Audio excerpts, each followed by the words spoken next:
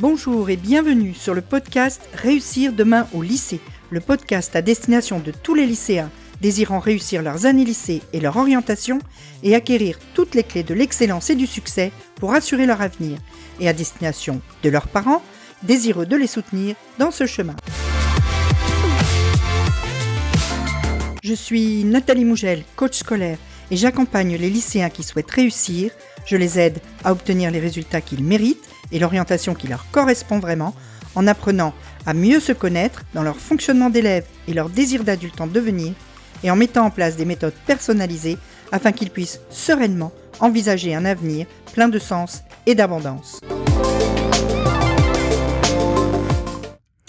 On se retrouve aujourd'hui donc pour la suite de l'épisode de mardi où on a parlé des erreurs à ne pas commettre, à éviter si tu veux réussir tes examens. On va parler aujourd'hui des choses que tu peux faire soit juste avant, soit pendant l'examen pour justement te donner le plus de chances possible de réussite. Je te rappelle, juste avant de démarrer, que si mes podcasts te sont utiles, tu peux m'aider et me permettre de toucher plus de gens en me mettant 5 étoiles sur Apple Podcast ou Spotify et en me mettant un petit commentaire bien sympathique. Ce sera quelque chose qui sera le bienvenu. Donc, les choses que tu peux faire pour te donner un maximum de chances de réussite à l'examen. La première chose, c'est de réviser de façon active et de façon diversifiée. Par exemple, tu peux utiliser ton manuel, tu peux utiliser les annales. Les annales, c'est très important pour les examens ou pour les concours, c'est-à-dire des sujets qui sont tombés dans les épreuves que tu vas passer les années précédentes, et tu pourras ainsi, en regardant ces sujets, dégager des tendances, un schéma de questions, voir comment ça se présente, quels sont les types de questions qui sont posées. Et puis si en plus tu as des annales corrigées, tu vas avoir aussi comment est attendue la réponse, comment elle se rédige, quelle longueur elle doit avoir, quels sont les mots, la technicité des mots ou pas que tu dois utiliser, etc. Tu pourras te rendre compte si les questions sont plutôt générales ou si elles requièrent plutôt des réponses précises, s'il faut mettre des citations pour la philo, comment on les met, comment on les introduit, comment on fait le plan, etc. Les annales, c'est vraiment une mine de renseignements sur ce qui est véritablement attendu pour l'examen que tu prépares. Et ça, c'est vraiment quelque chose qui est très intéressant à faire quand tu te prépares pour un examen. La deuxième chose, c'est de ne pas réviser cloisonné. C'est-à-dire de ne pas réviser en mettant les infos dans des tiroirs qui sont ensuite fermés et qui n'ont aucun lien entre eux. Tu vas plutôt essayer de faire des connexions entre tout ce que tu as appris pendant ton année. Il y a des tas de matières qui sont très faciles à connecter comme ça. Par exemple, la GGSP et l'ASES et l'histoire géo, et c'est des matières qui se connectent bien. Les matières scientifiques, c'est des matières qui se connectent bien. Même si, quand je te dis ça, tu dis « Ah ouais, mais les SP, on les a déjà passés en mars », ça fait rien. Tu peux quand même utiliser tout ce que tu as là, notamment AGGSP, HLP et Histoire Géo, ça peut te servir en philo. Donc ne cloisonne pas. Même des choses que tu as appris en anglais, si tu fais soit l'anglais tronc commun, soit la LLCE anglais ou l'anglais monde contemporain, tout ça, ça peut te donner des idées d'exemples pour ta disserte de philo, d'une façon très, très facile. Par exemple, si tu as une dissertation de philo à faire sur le thème du travail, tu vas avoir des tas de données que tu vas pouvoir utiliser qui vont te venir de ton cours de SES par exemple, ou de ton cours d'histoire avec le taylorisme, avec les crises économiques, avec ces choses-là. Bref, tu vas pouvoir prendre des choses que tu vas tourner dans un sens philosophique, mais qui vont te venir d'autres cours. Ou bien la façon dont est géré le travail dans les pays anglo-saxons, ou bien, voilà, tu vois. Donc, ne cloisonne pas tes révisions et fais en sorte que les choses que tu as déjà apprises par ailleurs pour d'autres matières te servent pour la matière que tu es en train de préparer. Parce que ce que tu apprends au lycée ou ailleurs, ça n'est pas des choses qui sont sectionnées comme ça, qui sont réparties par matière et qui n'ont aucun rapport entre elles. On essaye de t'apprendre quelque part à vivre dans le monde. Donc, toutes ces choses sont connectées. C'est vraiment important que tu fasses cette connexion quand tu apprends. Et donc, quand tu révises ta philo, par exemple, et que tu es sur le thème du travail, et qu'on te dit que à partir du XXe siècle, le travail évolue et que l'homme devient esclave du travail et des choses comme ça, eh ben, va chercher dans ton cours d'SES, si tu fais SES, va chercher dans ton cours d'histoire, ça c'est sûr, tu as fait histoire, des choses qui vont te permettre de mettre des exemples que tu peux mettre dans ta fiche, que tu peux mettre dans ta mind map, que tu peux mettre, etc. Mais fais des liens. C'est super important.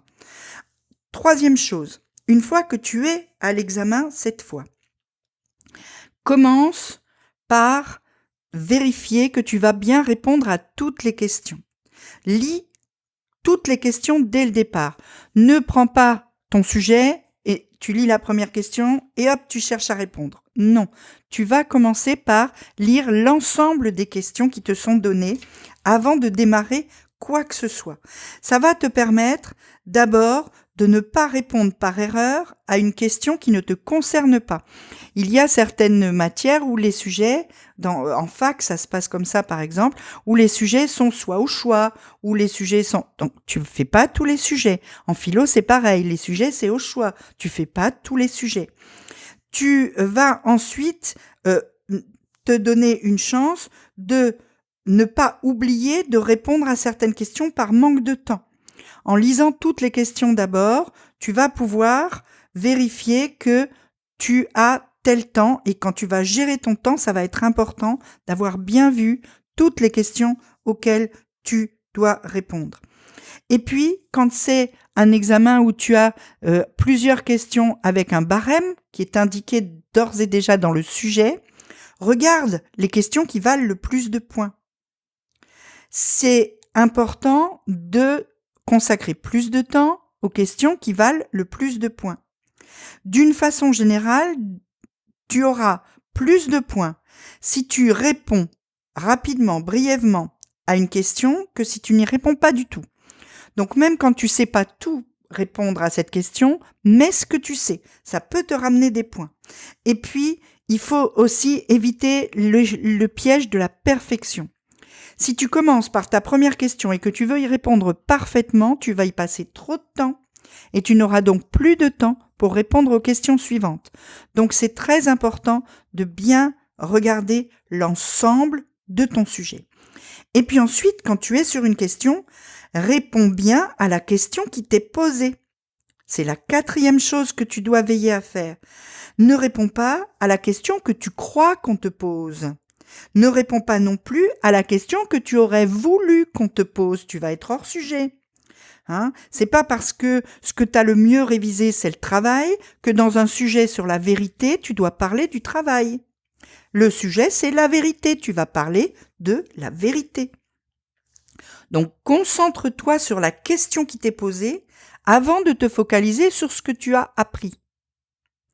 Commence par réfléchir à la question et ensuite par voir ce qui, dans ce que tu as appris, va te permettre de répondre à cette question-là.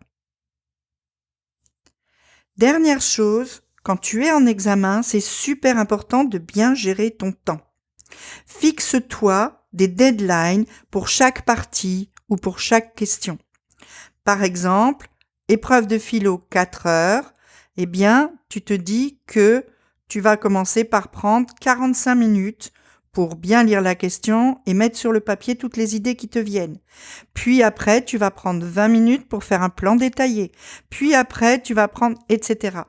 Normalement, dans les salles d'examen, c'est obligatoire, il y a une horloge. S'il n'y en a pas, tu dois pouvoir, mais c'est de moins en moins le cas, être autorisé à avoir une montre qui n'est pas connectée. Mais ça, je le dis avec réserve parce que je sais que dans certains établissements, et c'est le cas dans le mien, aujourd'hui, on interdit toutes les montres parce qu'il existe aujourd'hui des montres connectées qui ont le même aspect qu'une montre qui ne l'est pas. Et donc, pour être certain que les élèves ne trichent pas, on interdit les montres. Mais de toute façon, normalement, il y a une horloge dans la salle, sur le mur. Tu regardes l'horloge. Et au pire, tu demandes quelle heure il est à l'examinateur, à la personne qui surveille, et elle doit te dire le temps qu'il te reste et l'heure qu'il est.